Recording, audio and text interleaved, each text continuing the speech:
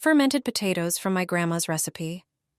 She used to ferment potatoes back when everything was made the homemade way, a natural probiotic straight from the pantry. She always said that with just a few simple ingredients and a bit of patience, ordinary potatoes could turn into a crispy, tangy, and healthy treat.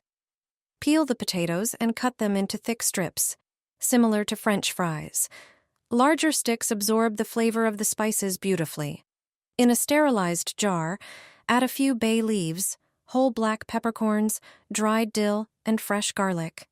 Prepare the brine by dissolving 2 tablespoons of salt in 1 quart of hot water.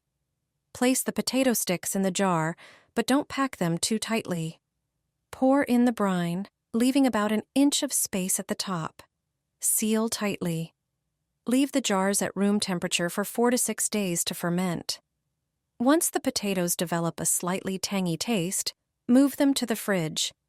This ferment is rich in lactic acid bacteria, which support digestion, immunity, and energy. The result is crispy, refreshing fries that make a unique snack for any occasion.